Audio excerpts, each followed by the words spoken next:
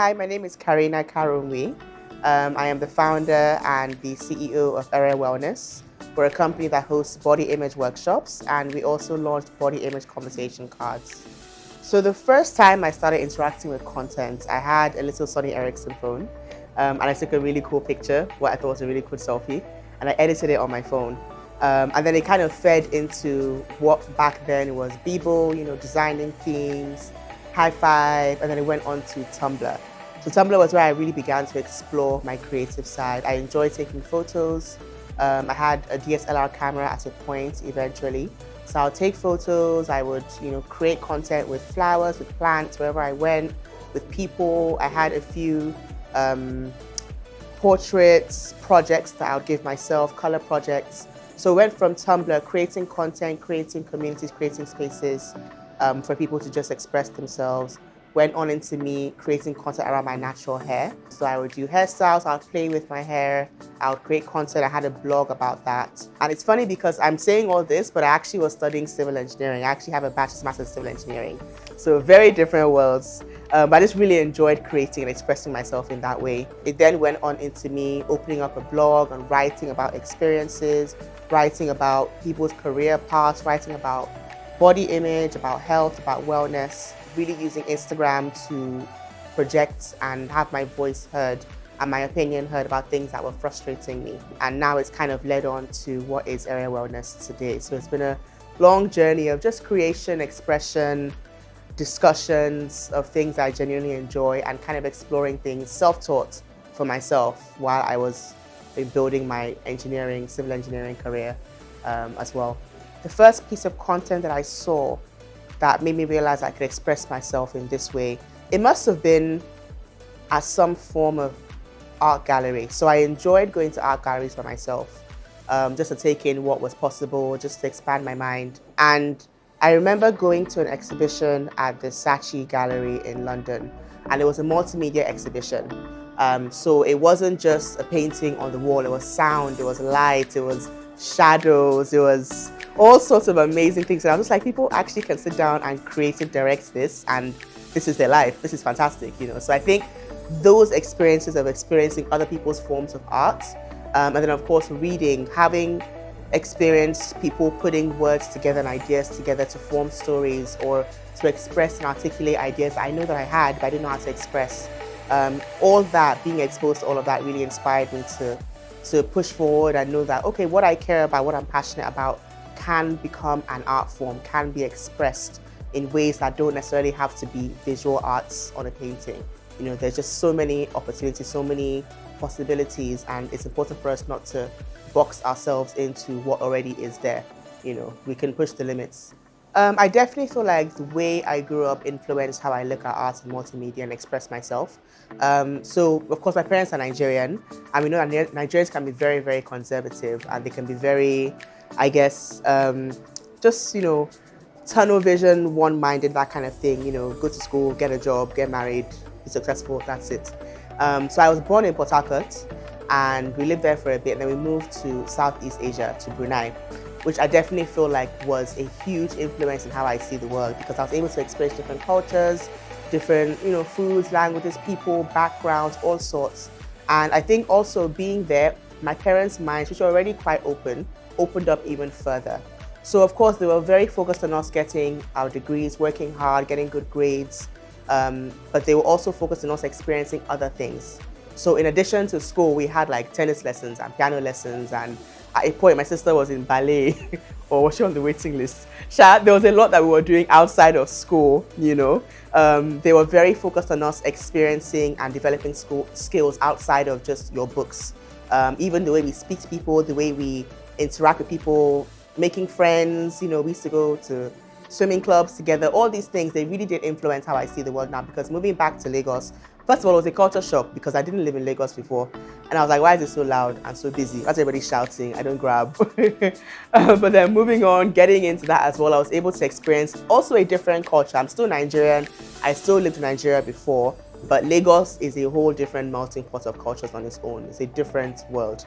So I think my parents exposing us to so many different things, and emphasizing that it's important to get a degree, but life is not all just about the books. Experience beyond that, travel when you can, or even if it's not traveling, strike up conversations with people who you wouldn't normally talk to and understand their thought process, their backgrounds, how they see life.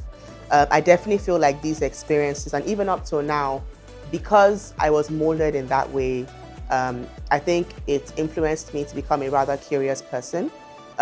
So I might ask questions that might not seem relevant to other people, but it's just like, I'm just curious about, how did you get to where you're doing now? How did you, begin dressing like that? How did you begin talking like that? So at the core of it all, curiosity and being adventurous, I think, is really important in terms of not limiting yourself, in terms of figuring out different ways to express yourself, the different stages of expression. Even if you find how you express yourself, then letting yourself explore further, because life is in stages, never stagnant. It's always dynamic, and that's what makes it fun and worth living. So Ere Wellness, like I mentioned before, we're a company that hosts body image workshops and now have these conversation cards. So Ere Wellness started off as me literally ranting on Instagram because I was upset and I was just annoyed that aunties would always say, you gained weight, what's your business? Like, can we talk about something else? You know what I mean? So I was always ranting about that. People would have these conversations with me. And then it honestly was a series of me shooting my shot. I can't stress how important it is to shoot your shot. Last, people will say no. That's the worst they'll say. They'll say no, you'll get a rejection. You'll get up, you'll move on. But if you don't shoot your shot, you won't know what could be. So there's a company called She Leads Africa. They used to host, and they still do host festivals, slave festivals. So they had put out an advert, or like a call out, for those who wanted to come and host workshops at their festival. At that time, I was doing my NYSC. I was in a job that I didn't necessarily enjoy. I don't think I was very stimulated. So I would literally dream up of things that I could do. Imagine if I could. So I had written down a plan for a body image workshop on a Google Docs. So I saw this email the week later and I was like, imagine if I could actually translate that to this festival. So I responded, I pitched myself, I explained what I do, what I want to do. And they said yes. So I was like, okay, I'm gonna go and do the workshop. So I went expecting there were 10 ladies per gathering. So I was expecting like 10, maybe 12 ladies. I had printed out some little cute, makeshift notebooks or whatever. And it ended up that at the end of the workshop, we had about 30 ladies around us because people kept on coming, kept on attracting attention because of the conversation we were having.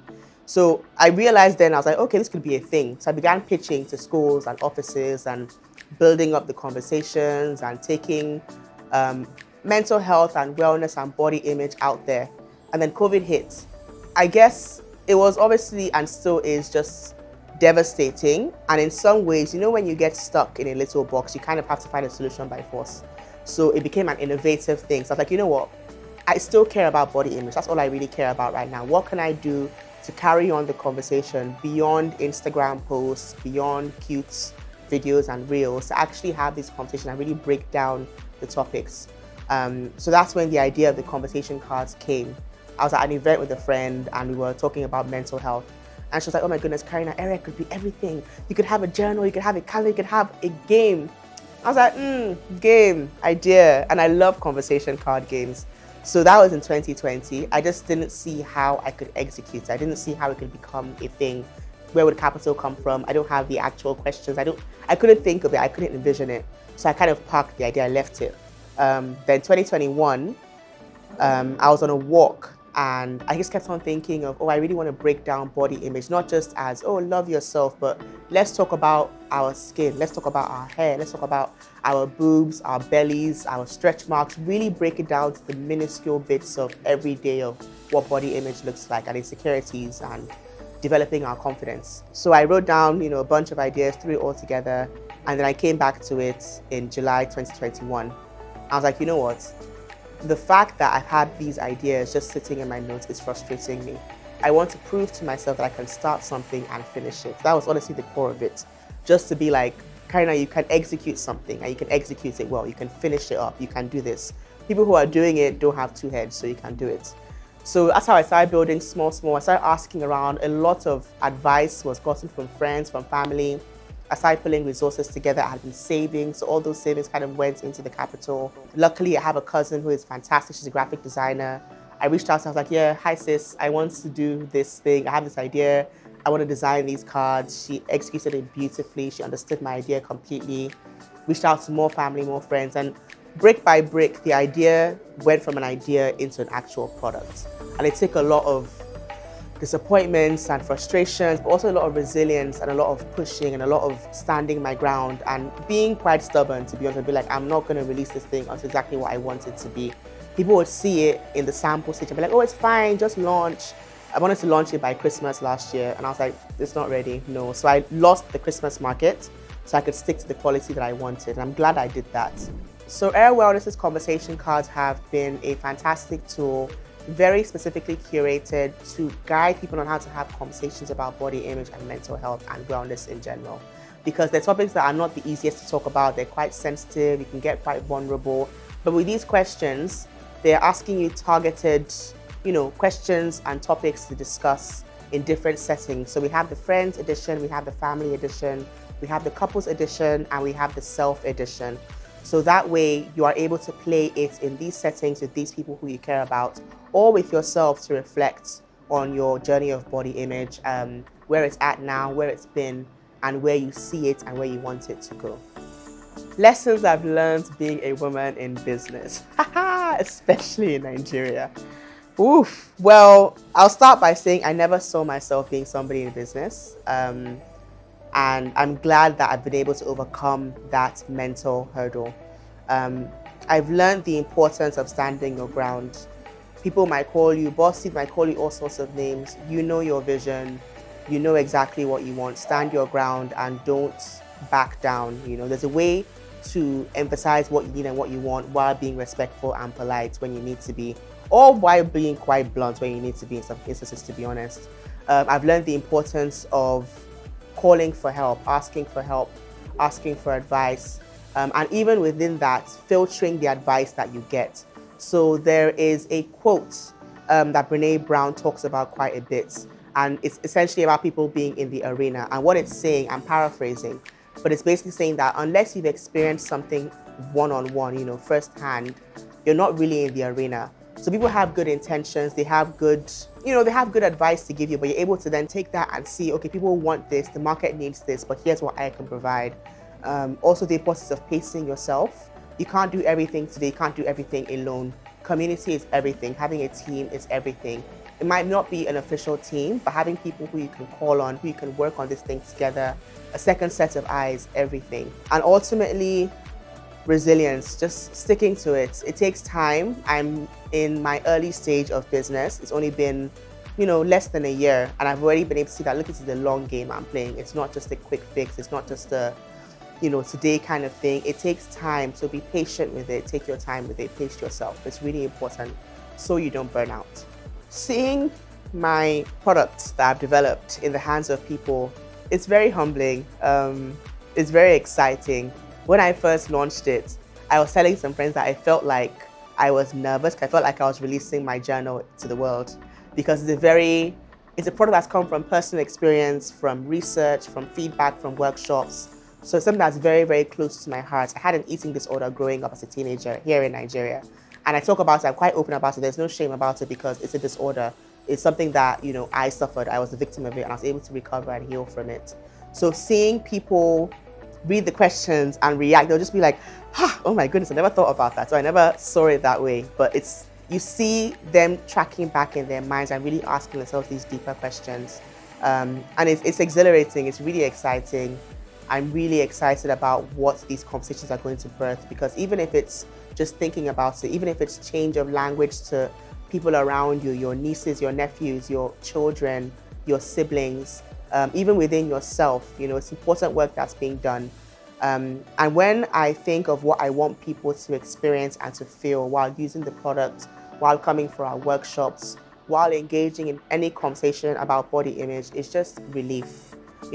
The letting go of shame, the letting go of holding all these things in, just the fact that we have more similarities as human beings than differences really does bring us together, because it's the same lived experience we're living, at the core of it. So I want people to experience relief. I want them to experience that form of freedom, and also to experience strength, because We're all badasses. Honestly, that's it. Like just pushing through, being resilient, going through everything we go through in life, mentally, physically, wellness in general, just to experience strength from these conversations, because it's important. We're all trying our best, and the best is the best that we can do. So yeah. My advice to anybody who has an idea and they're trying to figure out how to execute it, or trying to push past fear or imposter syndrome, make a to-do list. In that to-do, maybe it's 5 points. Break each of the 5 points into 5 points, just to make them, realistic actions you can actually carry out every day. It really does break down the intimidation, it breaks down the fear, it makes things more tangible for us. And again, look at it as a long game. It takes a while to execute things. Look at entrepreneurship stories, listen to podcasts. There are a few podcasts that I absolutely love. How I Built This by Guy Raz, How to Fail by Elizabeth Day. Looking at how many times people have to fail, in quotes, to get to what they want. And ultimately remember why you're doing what you're doing. At the core of it, remember exactly why you're doing what you're doing, because you're going to need that. Days are going to get tough, but remember exactly the reason you started it, the reason you wanted to continue, and the impact it will make on yourself and on others around you. So a few bits of advice: to-do lists, remember why you're doing what you're doing, and stay the course, stay the course, stay the course.